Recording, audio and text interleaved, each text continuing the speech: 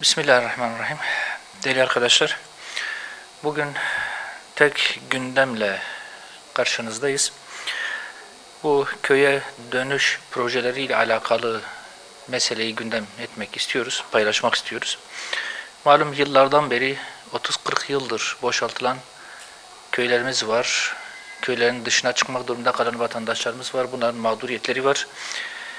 Bu mağduriyetin gidilmesi noktasında çok ciddi bir beklenti de oluştuğu bir ortamda bu konuyu hükümetin de bir kez daha gündemde almasında fayda görüyoruz.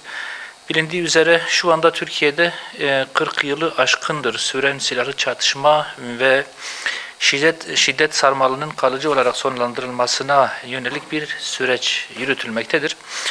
Yürüyen sürecin başarıyla neticelenip hukuk, adalet ve kardeşlik temelinde yeni bir dönemin başlaması en büyük temennimiz. Bu noktada biz üzerimize düşen sorumluluğu belki herkesten daha fazla, büyük bir hassasiyetle yerine getirmeye çalışıyoruz. Yürütülen süreç her ne kadar silahların devreden çıkarılmasına odaklanmışsa da sosyal hayatı derinden sarsan ve etkileri halen devam eden bazı toplumsal travmaların rehabilite edilmesi sürece sağlanacak desteğin daha görünür olmasına da vesile olacaktır. Bilindiği üzere 1990'lı yıllarda zirve yapan silahlı çatışmaların oluşturduğu şiddet sarmalı özellikle kırsal alanlarda güvenlik endişelerini en üst seviyeye taşımıştır. Oluşan şiddet ortamı 3000'den fazla köy ve mezranın boşaltılmasına ve milyonlarca vatandaşı kapsayan zorunlu iç göç dalgasına yol açmıştır. Sonraki yıllarda başlatılan köye dönüş projeleri maalesef tam giderilememiş güvenlik kaygıları ve kaynak yetersizliği gibi birçok neden ile beklenen sonuca ulaşamamış, ilgi görmemiştir. Ayrıca 2000'li yılların başından itibaren yaşanan sosyoekonomik dönüşümler nedeniyle kırsaldan kentlere doğru yaşanan ve daha ziyade ekonomik sebeplere dayanan iç göçler tüm Türkiye'yi kapsamıştır. Değerli arkadaşlar, sonuç olarak kırsal alanda nüfus azalırken büyük kentlerde adeta nüfus patlaması yaşanmasına neden olunmuştur bu yaşanan süreç. Kırsal alanların boşalması zamanla tarım ve hayvancılık sektöründe sıkıntıların yaşanmasına yol açmış, ani nüfus artışıyla da şehirlerdeki hayat keşmekeşliği ciddi bir boyuta çıkmıştır. Şehirlerde katlanan nüfus, altyapı yetersizliklerinin yanı sıra geçim sıkıntısı, ulaşım, konut ve barınma sorunlarına yol açmıştır. Şehir hayatına uyum sağlayamama ve genç kuşağı saran tehlikeler, güvenlik sorunlarının bu kez kırsaldan şehirlere taşınmasına yol açmıştır.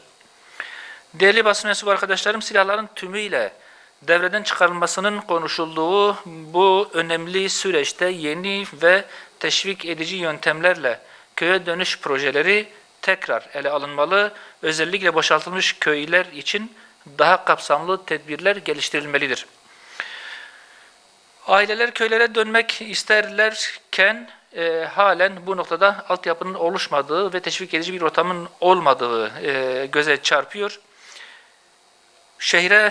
Köylere dönmek isteyen köylüler bile şehir hayatına adapte oldukları için kendi çocuklarını köye taşıma noktasında ciddi sıkıntılarla karşı karşıya kalmaktadır. Bu nedenle yeni kuşağı köye dönme noktasında ikna etmek ve çok ciddi teşvikler oluşturulmak durumundadır. Aksi halde köye dönüşler yine var olan endişeler nedeniyle gerçekleşemeyecek ya da istenen orana çıkamayacaktır. Dönüşler için belirleyici olacak ana unsurlar altyapının hazırlanması, barınma ve geçim kaynakları çerçevesinde daha çok odaklanmaktadır. Köylerde altyapı, eğitim ve sağlık hizmetleri gibi temel ihtiyaçların yanı sıra konut, tarım ve hayvancılık alanları başta olmak üzere köy hayatını kalıcı ve teşvik edici destek paketleri muhakkak oluşturulmalıdır. Geçmiş yıllarda dönüşler için sağlanan kredi ağırlıklı sistem yerine hibe ağırlıklı bir mekanizma ön plana çıkarılmalıdır. yerine göre hibe mekanizması faizsiz kredilerle desteklenmeli, böylece dönüşler daha cazip hale getirilmelidir. Köye dönecekler için sağlanacak destek paketleri tarım ve hayvancılık faaliyetleri için cazip olmalı, üretime odaklanmaya öncelik verilmelidir.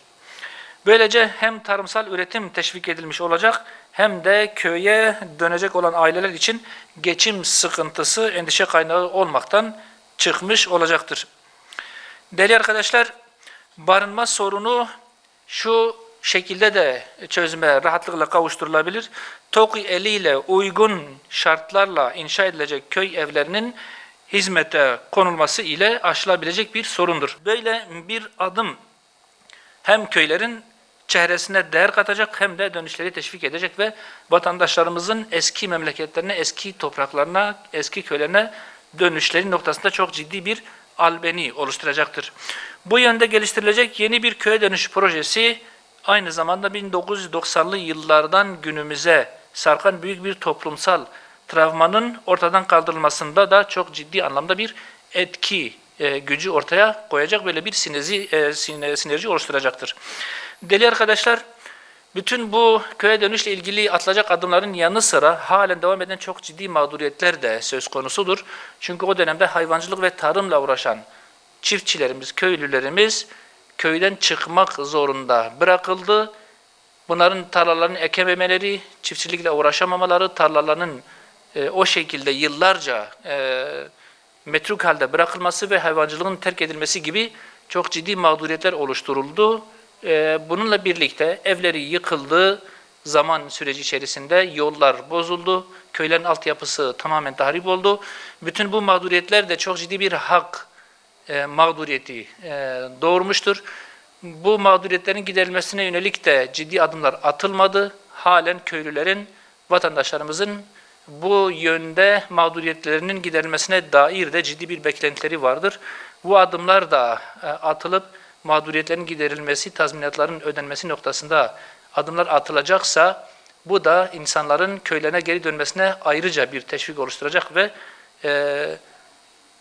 mağduriyetler önemli oranda giderilmiş olacaktır. Bu konuyu önemine binaen sizinle paylaşmak durumunda kaldık. İnşallah gerekli adımların atılmasına vesile olacaktır. Teşekkür ediyorum.